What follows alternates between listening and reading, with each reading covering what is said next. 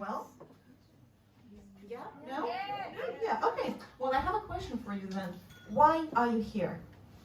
Why are you here? Because Rachel told me. Rachel told you so. That's a valid reason. I like that. But you, madam, why are you here? To have a good time. To have a good time. Nice. What about you, sir? Enjoying myself. Same, enjoying yourself. Well, that's terrific. It's really nice to have a purpose in all the things that you do. I've been thinking about this a lot because in the last 3 weeks, 2 of my grandparents died, and I think they did it on purpose. So this got me thinking that you have to have a purpose in everything that you do, in life and in death. And I think as a society, we don't really have a purpose for ashes. Like, think about it. What does a human life amount to if you end up spending the eternity on a shelf, or if you end up becoming sand somewhere on the beach? I mean, it's fine if that happens when you're in the Adriatic, but what if you have to go here in Scheveningen? That's kind of problematic. And so I was thinking, what should we do in order to have a better purpose for ashes? And I have some ideas. First, as a woman, or also as a man, no discrimination here, we could use ashes as a body exfoliator. It works perfectly well. Like, it's organic, it's vegan, not tested on animals, and usually it's not toxic, unless it's your auntie who died. The second idea was that, well, you could use ashes to, how should I put it in a polite way? You could use ashes to basically put them into construction materials, because here in the Netherlands, we have a housing crisis. Right? Prices are high, there's many dead people, and there are few spaces. That could solve the problem of overpopulation. But yeah, no, we're not doing really well with the ashes, unfortunately. And as you can tell, I'm kind of fascinated with cremation, and I'm fascinated with this process, because if you think about it, it is actually the reversal of the natural order of things. Did you, the scientists, know that everything around us is made out of stardust, including our bodies, right? So billions and billions of years, these particles travel around and they end up becoming pinnacles of creation, like a Yost, a Yap, a Yan, kind of like that thing. And then what we do, we put them into the crematorium and create a semblance of stardust. And have you seen ashes? It's not even that good. We do not really make it a good technology. It sucks. But that's perfectly normal. That's perfectly human to be imperfect. And I think a good purpose in life is to make other people's life better. And to do that, I have that purpose in my life, and to do that I have decided to become the most beautiful woman in the universe, for you to look at me and make your life better. Thank you. Thanks, I appreciate that.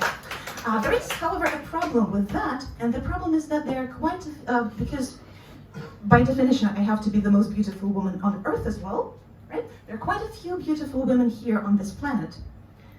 And I was thinking, what should I do then to keep being the most beautiful woman on Earth and in the universe? And one of the solutions I came up with is that I need to round up all the women and exterminate them. There's a couple of problems with that. First is that people kind of frown upon mass murder.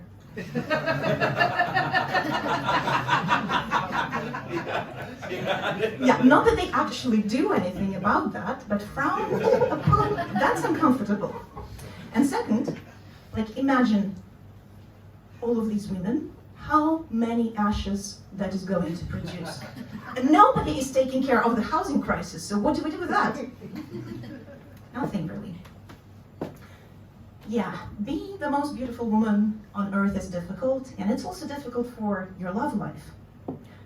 Lucky people that have that sorted out, but it can be really difficult, and in the process of finding the purposeful love of my life, I've been on dating apps. And I've figured out a list of criteria that a person has to fulfill if they potentially can become my partner. So the first criterion is that they have to not yet be cremated. That's crucial. Second, they need to have the uncommon decency to address me by my name when I start the conversation and say hi. And third, they need to ask me a question that is different from the one that I have already asked them. Like, for instance, I was talking to this, skater man on the app, and I opened up the conversation with a question what his favorite trick was. And he said something along the lines like kickback nose flip, or what was it? Short duck, nose, blimp, short limp, thin dick, I don't remember. And then he proceeded to ask me what my favorite trick was. My favorite trick ending the conversation right there. Yeah. Dating apps and being, perfecting yourself as a woman has had quite an impact on me. And especially one of the body parts that has been perfected in this process of finding love is my hand. You see, I now have the pinky, the ring finger, the middle finger, the pointing finger, and the disappointing finger. The amount of times that I had to swipe left, ooh, you wouldn't believe this. But is anyone still on dating apps? Is anyone still finding their love? Okay, you all deserve to be exterminated, no?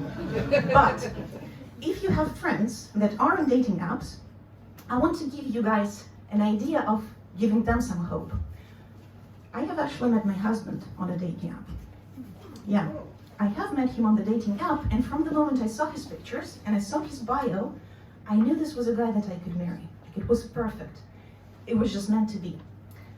There was, however, one tiny issue with his profile, and it was that when I saw him, we have already been divorced.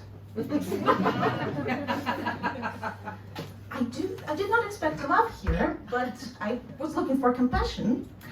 But if you are secretly worried about me, don't, because it was my second divorce.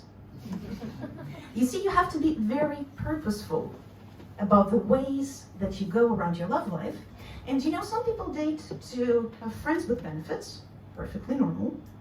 Others date to get married, perfectly normal. I date to get divorced. Well, I've served my purpose here. I hope you enjoy the rest of your life, and I'll see you next time. Thank you.